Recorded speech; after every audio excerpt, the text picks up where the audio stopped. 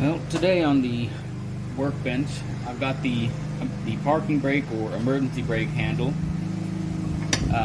My Jeep was not equipped with one, or a functioning one at least, because way back in the day, looks like it snapped. Actually, with that angle, it might have been cut.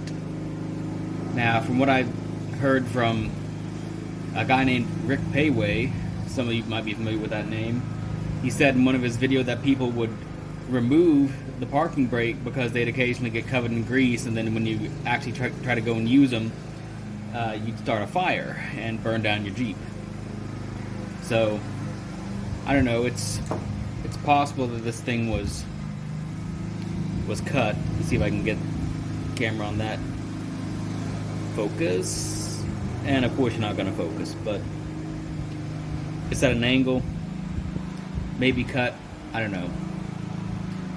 But the entire handle looked pretty much like that. It did not go quietly into that groove. So I went ahead and, yeah, pretty much all you've missed is me wire wheeling it on the drill press. So it's pitted, still a little bit of rust on there, but I don't think that's going to be a problem. Looks like there's enough meat on here to actually let it do what it's supposed to do, so really all I'm going to do to it right now, before, I don't know, I might clear coat it or do something to try to prevent a little bit of rust here, but the casting marks on here, these edges have become really, really rough. I don't know if they've become really, really rough, but they are really, really rough. Not so good on your hand. So I'm just gonna smooth them out a little bit. Looks like this thing might have been nickel plated. Of course, if it was, I'm removing that right now.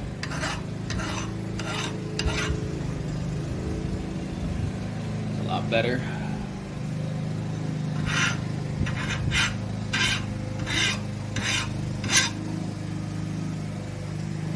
Alright, that's got no sharp edges that'll tear your hands up.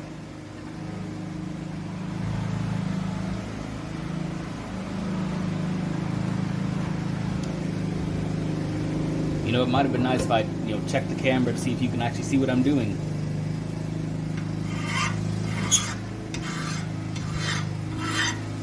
And again, I'm not looking to, I don't know, I see some of these restoration YouTubers, they'll go through and they'll actually remove the casting marks, make it look like they were never there. I guess that's cool, but on this guy, it's not really what I'm going for.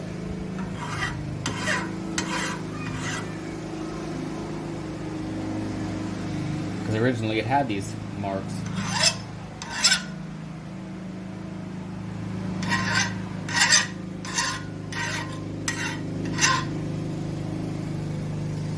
How did I miss that on the underside?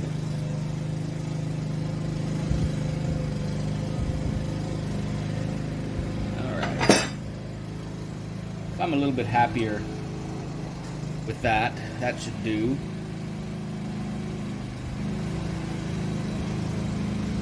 I might try some metal polish and just see if this shines up. That's kind of lipstick on a pig, I guess, but it's a handle. It'll get oxidized again. But it should do the thing. The whole reason for pulling this thing out anyways was to get this important guy. I've got a replacement cable, and I needed that part, and I didn't know if I was going to have to come up with one somewhere or put a bolt on it or what, but the original was still there. And once again, I'm seeing a little bit of remnants of Luzon red on there, so maybe that was the original color. I keep getting conflicting ideas based on where I look on the body. Was it red? Was it green? Actually, hang on, that's not Luzon red. Is it Harvard red? It's too bright. I'm still learning. I'll get there someday. Let's go grab that replacement cable while my neighbor serenades us with the sound of his lawnmower.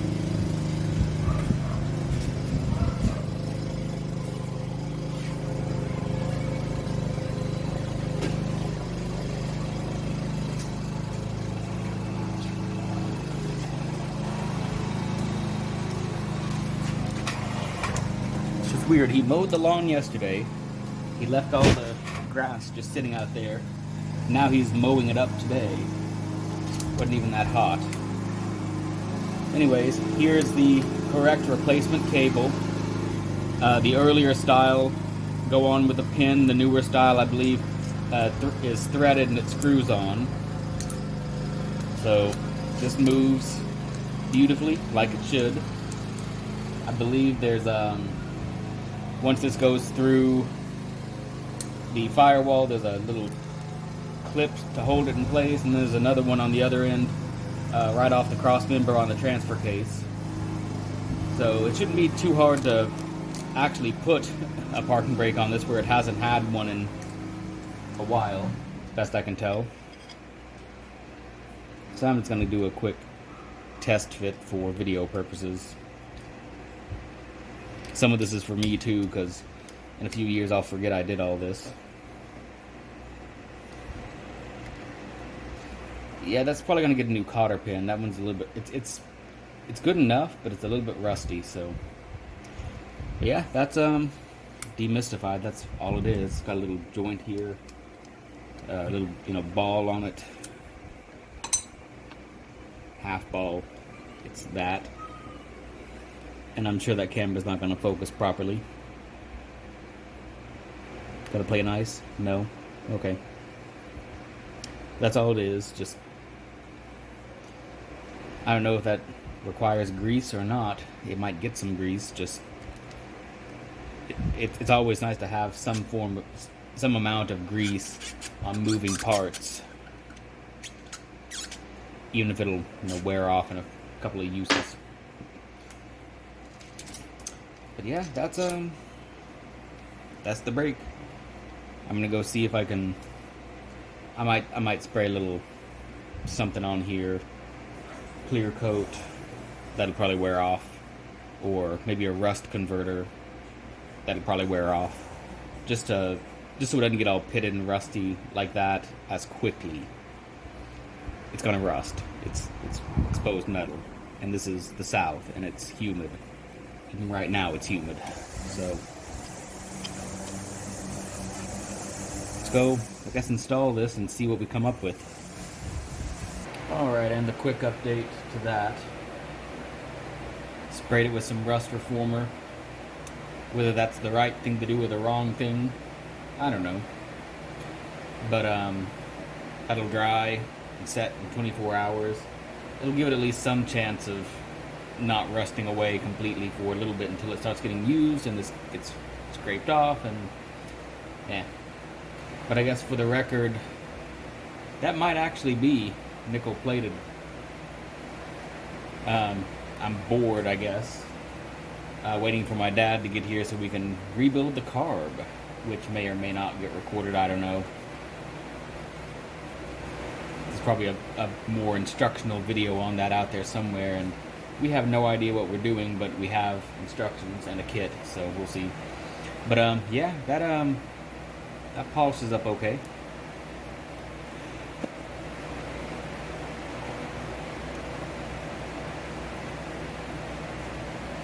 I honestly have no idea why I went through and polished this thing.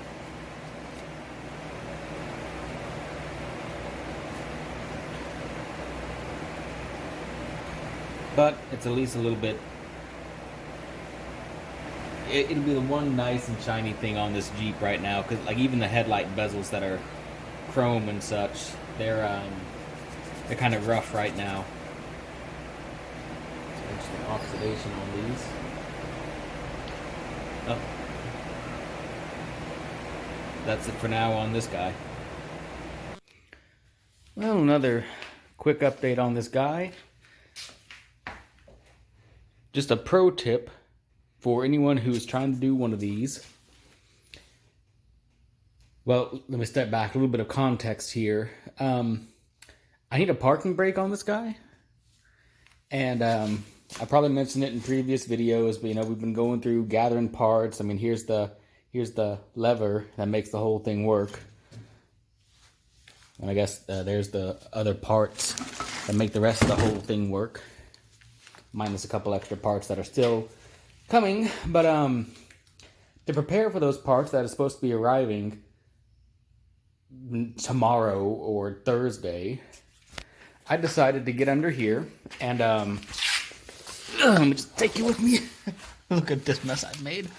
So yeah, decided to try to get a head start. Went ahead and got the drive shaft off. Got a few things taken apart. Had to go get an extra big socket. That's a 1 1/4 I did not have until today. But just in case none of you guys were aware, you need to drain your transfer case first before pulling this off. Because if you don't, your transfer case is going to drain itself. Yeah, ask me how I know. So, yeah, there's just a little bit of a mess in here. A lot of bit of mess. And some dirt daubers were hanging out in there too. Now, I'm no expert on transfer cases. I mean, obviously, I should have remembered to drain the dang thing before taking that, relocate the light. There we go.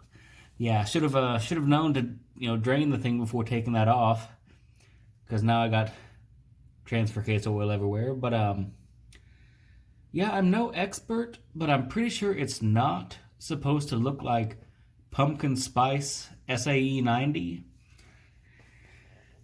So that's the state my garage is in right now. It's a pretty unhappy state. And I'm getting more and more bummed out with this project as time goes on. Yeah, that's no bueno. And just be glad you can't smell this. But I don't know, it looks muddy. It's probably not supposed to look muddy. Maybe that reddish color is rust. Maybe there is some water in there. I am going to have to actually drain the transfer case. Maybe sooner rather than later. It's still kind of a trip. Because, like, I mean, here's this brand new shiny stuff on just gunky garbage here. If I can get myself back up. Let me not forget to turn that off again. So yeah, whew. It smells bad in here, guys.